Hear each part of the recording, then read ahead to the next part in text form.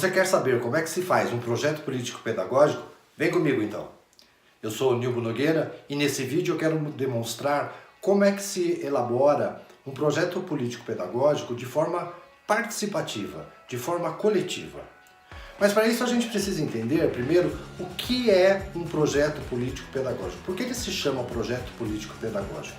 Bom, primeiro, ele é projeto porque ele está rompendo com o presente.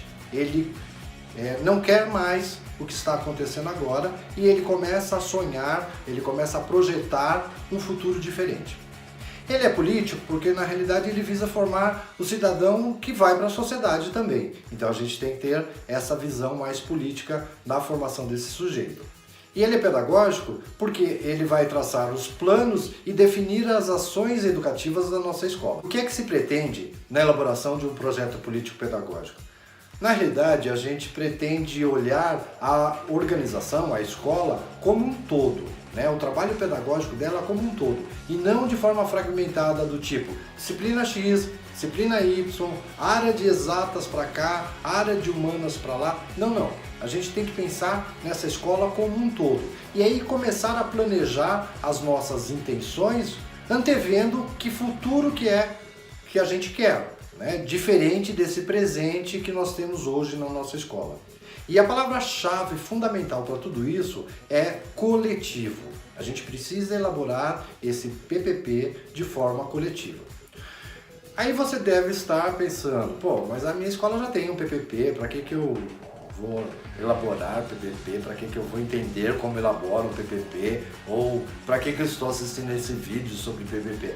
Realmente, sua escola com certeza deve ter um PPP. A única coisa que a gente precisa saber é se esse documento não está engavetado, na sala dos gestores, sem nenhuma função a não ser cumprir o seu papel burocrático. Em alguns casos, o que acontece? Esse PPP foi elaborado de forma solitária pela direção, pela coordenação pedagógica, simplesmente para cumprir um papel burocrático, mais nada. E aí, quando isso acontece, não existe o comprometimento dos envolvidos. Por quê? Porque simplesmente eles não foram convidados a elaborar esse documento. E aí, o professor especificamente vai se comprometer ao quê? Ele vai se comprometer a dar suas aulas, ele vai se comprometer a dar seus conteúdos. Nada mais além disso.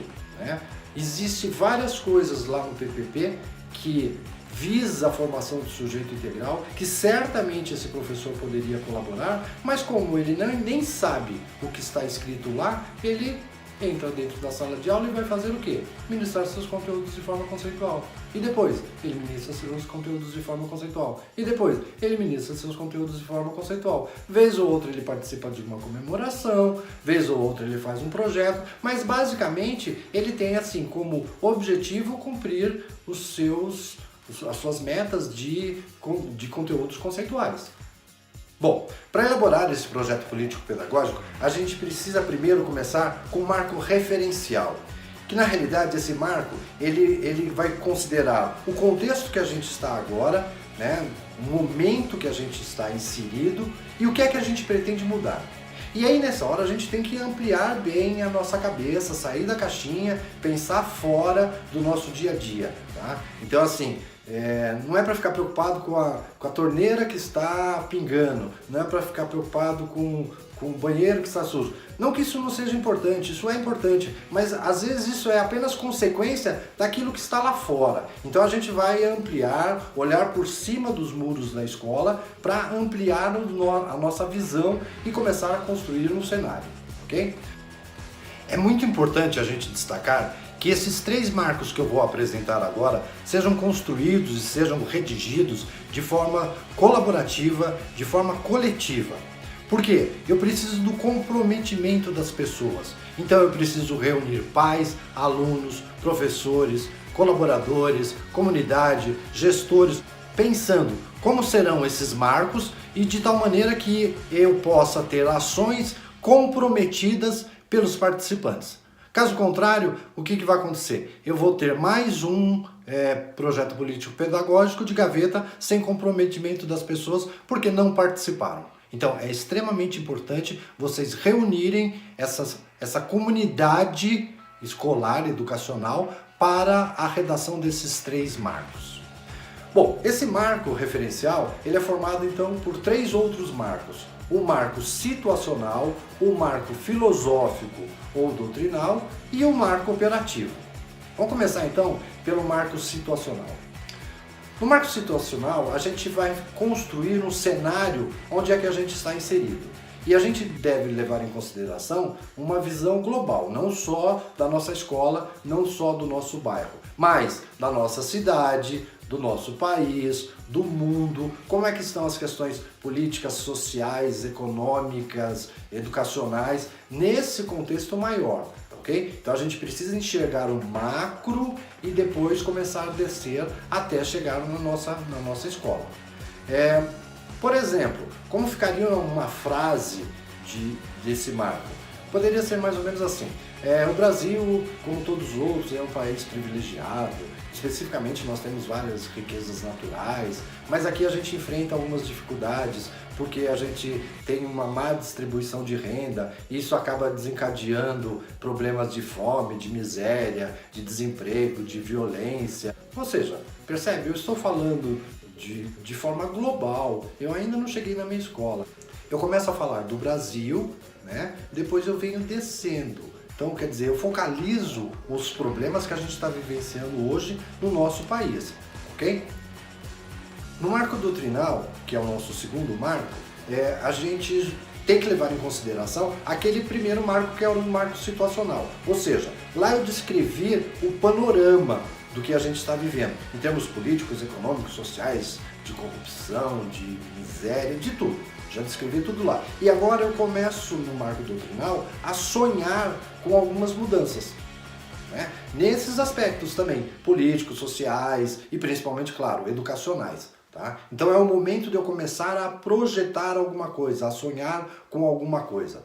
Por exemplo, uma frase para esse marco seria algo do tipo assim: nós acreditamos numa sociedade justa, que é aquela onde todos têm direitos e deveres que são expressos na nossa Constituição, sem nenhum tipo de preconceito, de qualquer espécie, onde todos possam ter condições melhores de vida, de emprego, de salário, de moradia, de saúde e de educação. Percebe? Eu tracei uma situação e agora eu começo a sonhar com a melhoria desta situação. Esse então é o meu marco doutrinal. E aí a gente vai para o terceiro marco, que é o marco operativo, né? No marco operativo, a gente não pode perder o referencial do marco situacional, né? E aí a gente começa a projetar uma organização que a gente quer ser, ou seja, que escola a gente quer ser, como a gente quer ser visto, né? Principalmente pela sociedade, pela comunidade. E aí nesse momento a gente tem que também levar em consideração o nosso marco doutrinal, que nos indicou que tipo de sujeito nós queremos formar e qual sociedade nós vamos lutar para conseguir construir, ok? Então, no marco operativo, ele vai, na realidade, expressar um desejo de futuro.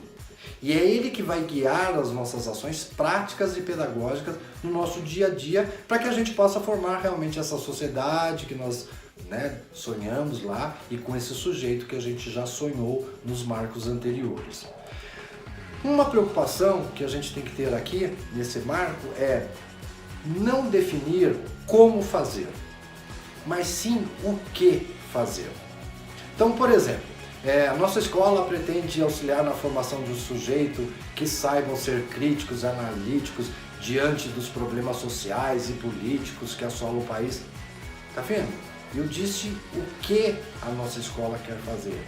Como é que você vai fazer isso, Nico? Calma.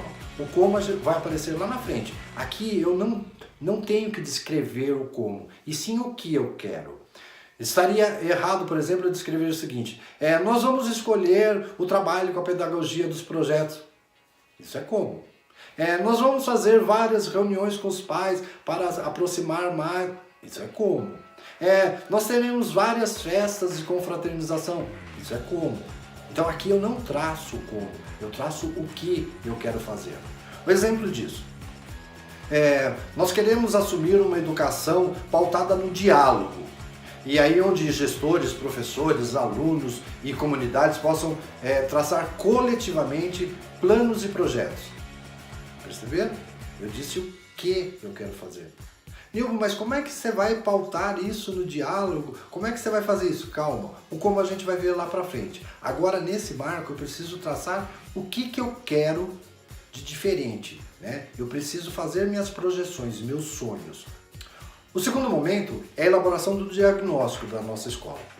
Só que a elaboração do diagnóstico eu vou explicar para vocês no segundo vídeo, que é uma sequência sobre a elaboração do projeto político-pedagógico. Eu espero que vocês tenham gostado, já assine o nosso canal, dá um like, né, e continue assistindo o próximo vídeo, que eu vou deixar o link aqui embaixo também, ok? Um abraço, até o próximo.